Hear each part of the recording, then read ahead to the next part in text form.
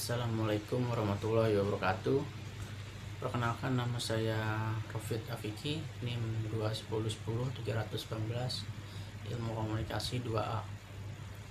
Saya akan mempresentasikan penanaman nilai-nilai Islam melalui multiple atau integratis. Bab 2. Penanaman nilai-nilai Islam melalui multiple intelligences. A. Konsep penanaman nilai-nilai Islam. Untuk mengunjung keberhasilan pembelajaran dasar adalah menentukan pendekatan pembelajaran yang sejalan dengan kurikulum. Pendidikan merancang kurikulum yang mencakup pengetahuan terkini dengan yang memiliki pengetahuan tentang kurikulum dari tingkat perkembangan pembelajaran yang mengajarkan dan mengetahui penempatan siswa yang kemampuan akademis melalui evaluasi 60, dan pada dasarnya setiap kurikulum menitik beratkan pada pencapaian suatu kompetensi tertentu peserta didik. Pendekatan multiple intelligences pun memandang bahwa seseorang manusia memiliki beberapa potensi kecerdasan. Salah satu kecerdasan peserta didik itulah yang harus dikembangkan.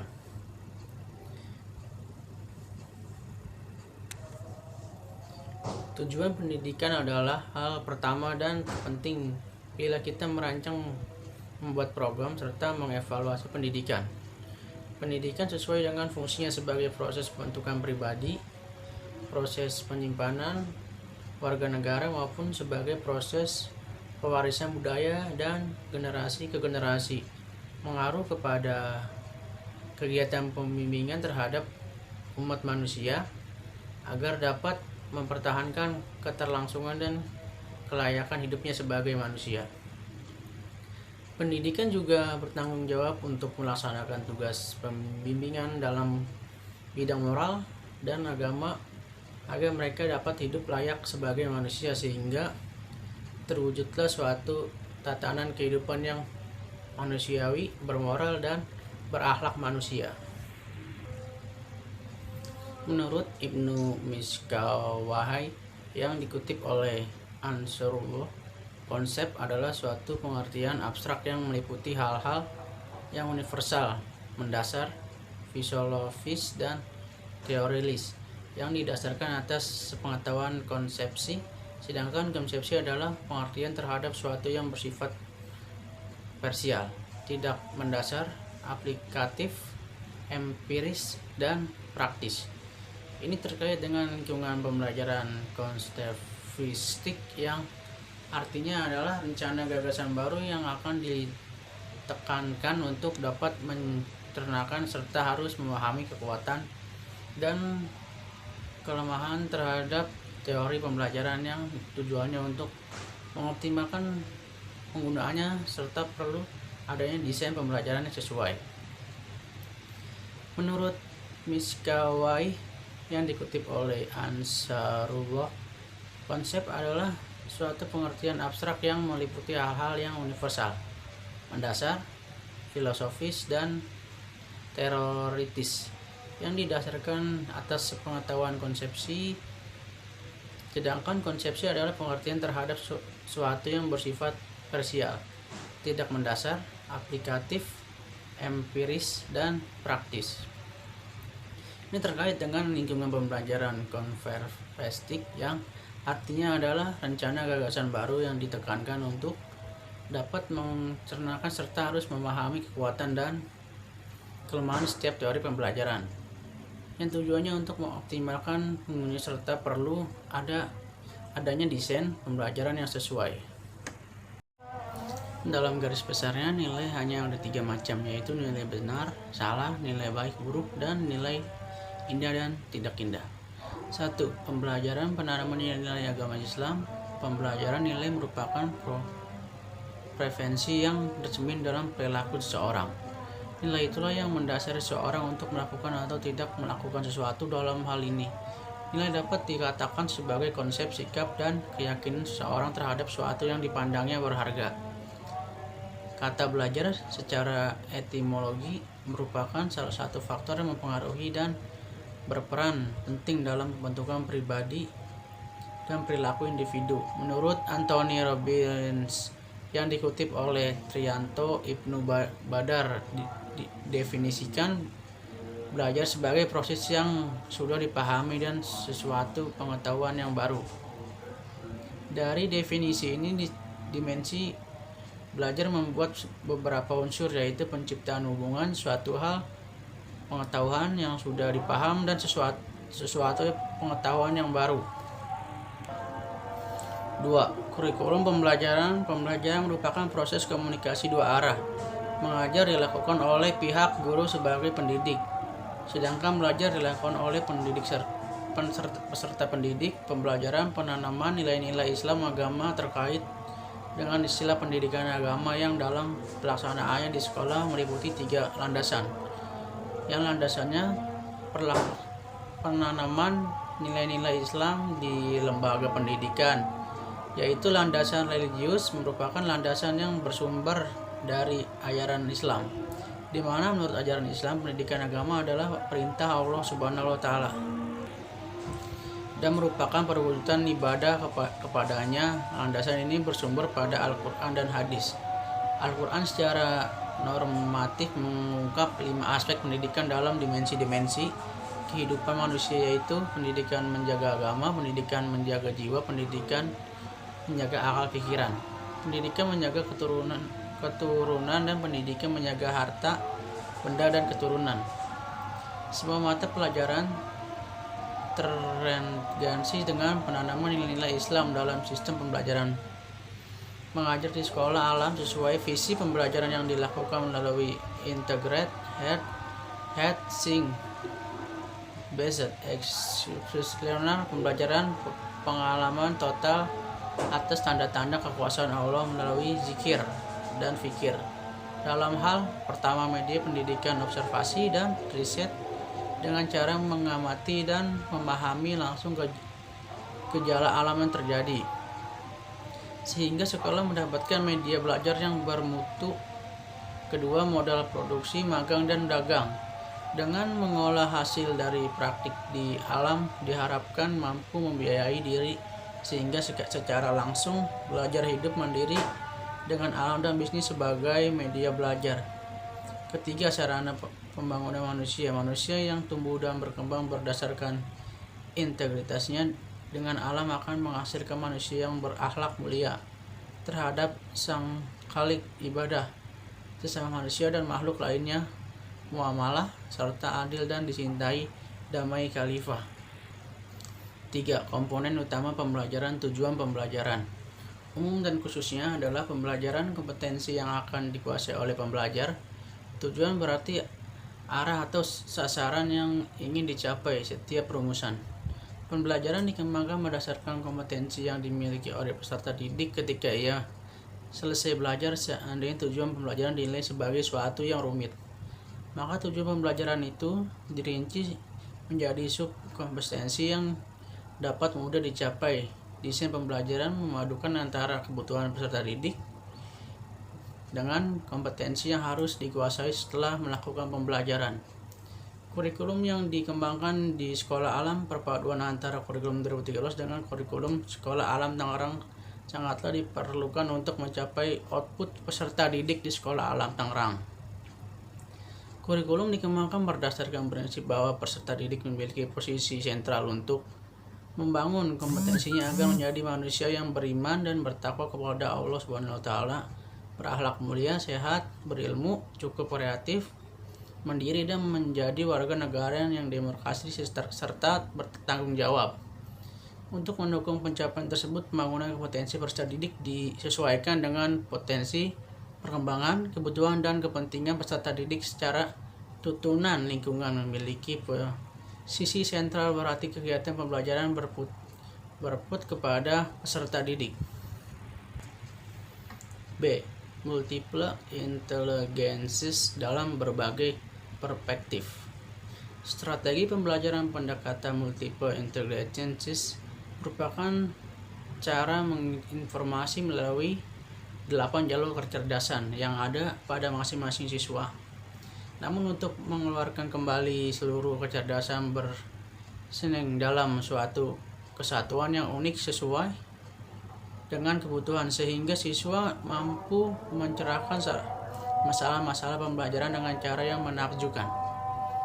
Kecerdasan merupakan kemampuan untuk menangkap situasi baru serta kemampuan untuk belajar dari pengalaman masa lalu seseorang.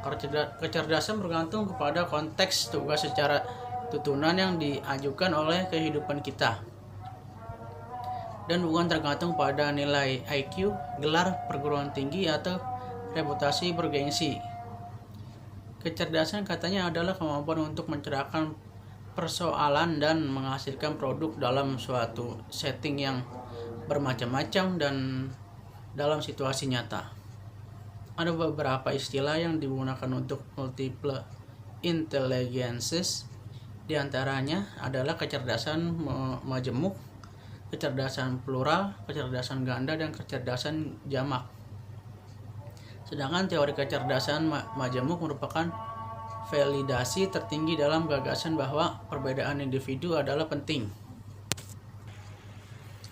Pemakaian dalam pendidikan sangat tergantung pada pengenalan, pengakuan, dan penghargaan terhadap setiap atau berbagai cara siswa belajar, di samping terhadap setiap minat dan bakat masing-masing pembelajar. 1. Jenis-jenis teori multiple intelligences. Potensi diri yang dimaksud adalah kemampuan atau kekuatan otak agar berfungsi maksimal menyerap semua informasi yang ada di dalam diri seseorang yang bermanfaat untuk pembelajaran. Selama ini kemampuan otak didomisili oleh bakat atau kecerdasan dalam batas tertentu seperti kecerdasan IQ. Padahal dalam memberitahu sesuatu, penilaian Gadgetman atau mengukur kecerdasan seseorang tidaklah tepat dengan hanya menggunakan suatu kecerdasan, misalnya IQ, tes saja, dan apalagi tes tersebut sekaligus mewakili keseluruhan kecerdasan yang dimilikinya. 2. Kritikan terhadap multiple intelligences dalam penerapan. Tentunya tidak ada paksaan dari pihak sekolah. Segala bentuk proses pembelajaran dilakukan agar pendidik, orang tua, khususnya peserta didik dapat mengetahui kecerdasan apa yang mendomisili dirinya sehingga dapat dilanjutkan ke arah pengembangan secara tersebut. A. Keunggulan teori multiple intelligences. 1. Aktivitas pengajaran yang disesuaikan dengan ragam kecerdasan yang dimiliki oleh siswa sedikit banyak telah memunculkan semangat belajar dan rasa percaya diri pada setiap siswa. Siswa digali kreativitasnya agar mereka dapat mempelajari pembelajaran sesuai dengan talenta yang ada pada mereka. Misalnya lagu, pantun, puisi, drama, dan lain-lainnya. 2. Melalui penerapan teori multiple intelligence dalam pembelajaran IPA, misalnya telah menggugurkan anggapan bahwa pelajaran IPA misal itu sulit dan tidak menyenangkan. Karena melalui teori ini guru memberikan kesempatan kepada para siswa untuk mempelajari fisika sesuai dengan ragam kecerdasan yang dimilikinya. 3. Melalui teori multiple intelligences ini pula siswa belajar untuk lebih mengenali potensinya yang ada pada dirinya dan dapat lebih menghargai talenta yang dianugerahi Tuhan kepadanya. Selain itu, siswa juga belajar untuk menghargai dan kelebihan dan kekurangan masing-masing. Misalnya siswa yang biasanya dianggap bodoh karena selalu mendapat nilai buruk dalam pelajaran ternyata mampu membuat puisi dan mengubah syair lagu dengan konsep-konsep yang ada pada dirinya pada pembelajaran tersebut dengan sangat indah. 4. Metode ini juga sangat efektif untuk mampu meningkatkan aktivitas dan kreativitas siswa dalam bentuk integrasi baik antara siswa dengan guru maupun antara siswa dengan siswa lainnya. Bahkan interaksi ini lebih didominasi oleh interaksi antara siswa dan siswa, sedangkan guru hanya bersifat sebagai moderator saja.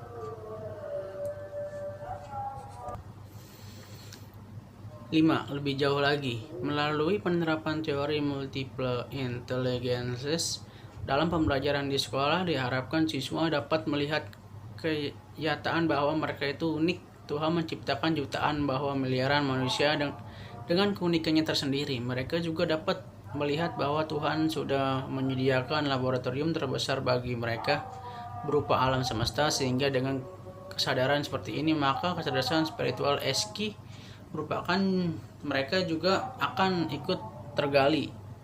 Oleh karena itu, secara keseluruhan metode ini mampu menciptakan rasa belajar yang menyenangkan pada akhirnya diharapkan dan akan meningkatkan minat dan motivasi siswa pada pembelajaran.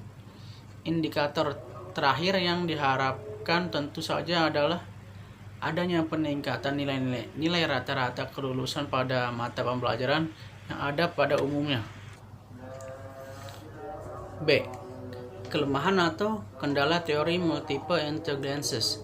1. Setidaknya waktu pembelajaran yang tersedia, sedangkan materi yang harus diajarkan sangat banyak. Dalam kurikulum berbasis kompetensi atau KBK dikatakan bahwa guru memiliki kewenangan untuk memilih materi-materi esensial yang akan diajarkan kepada siswanya. Sedangkan kenyataannya adalah masih adanya tes bagi siswa, ujian nasional, dan ujian sekolah lain, contohnya dengan soal-soal yang notabene bukan berasal dari guru yang bersangkutan. Sedangkan pemahaman tentang materi yang dianggap esensial dan materi mana yang kurang esensial bagi setiap guru bisa saja berbeda-beda. Akhirnya mau tidak mau guru harus mengajarkan semua materi yang ada dalam buku paket. 2. Penerapan teori multiple intelligences dalam proses pembelajaran IPA. Misalnya, akan membuat siswa tidak hanya duduk manis, mendengarkan ceramah dari guru. Siswa diberi keleluasaan untuk mencari tempat di mana mereka akan belajar. Jadi proses belajar mengajar tidak perlu dilakukan di dalam kelas, tetapi bisa di lapangan, ruang laboratorium, atau di perpustakaan. Ada kalanya ketika siswa berada di lapangan untuk mempraktekkan sesuatu. Hal tersebut ikut memancing keinginan siswa yang sedang belajar di kelas lain, sehingga guru-guru yang lain mungkin merasa terganggu. Penerapan teori multiple dalam ruang kelas juga memungkinkan terjadinya diskusi hangat dalam kelas. Ada kalanya siswa berteriak atau bertepuk tangan untuk mengungkapkan kegembiraannya ketika mereka mampu mencerahkan sesuatu masalah. Hal ini juga dapat mengganggu konsentrasi guru dan siswa yang berada di kelas lain. C. Peran multiple intelligences terhadap penanaman nilai-nilai Islam. Metode pembelajaran suatu cara untuk memahami dan membanggakan ajaran Islam sehingga terus berkembang sesuai dengan perkembangan zaman. Demikian juga dengan penanaman nilai-nilai Islam, merangkum metodologi pendidikan Islamnya. Tugas dan fungsinya adalah memberikan cara sebaik mungkin bagi pelaksanaan oriental dan ilmu pendidikan. Untuk mengecek apakah siswa telah menguasai materi pembelajaran atau belum, biasanya dilakukan tes hasil belajar. Kurikulum pada hakikatnya adalah suatu rencana yang menjadi paduan dalam menyelenggarakan proses pendidikan atau tradisional. Istilah kurikulum dapat diartikan sebagai rencana tentang sejumlah mata pelajaran atau bahkan ajaran yang ditawarkan oleh suatu lembaga pendidikan untuk dipelajari oleh siswa dalam mengikuti pendidikan di lembaga itu. Menurut Kodeni, ada 3 aspek inti dari pengetahuan materi pembelajaran. Pertama, isi dari subjek termasuk fakta, konsep, prinsip atau kurikulum atau hukum. Kedua, organisasi dan struktur organisasi konten, mengacu kepada jaringan hubungan antara fakta dan konsep. Dan ketiga, metode pendidikan termasuk pengaturan bukti atau nitik argumen.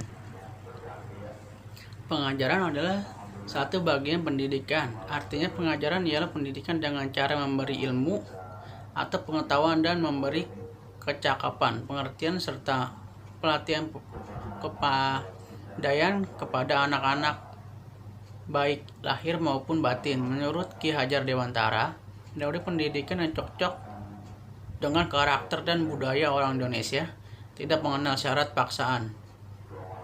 Pendidikan umumnya berarti upaya untuk memajukan bertumbuhnya budi pekerti, kekuatan batin, karakter, pikiran, dan tubuh anak dalam pengertian taman siswa yang boleh dipisahkan berbagai bagian itu agar kita dapat memajukan kesempurnaan hidup.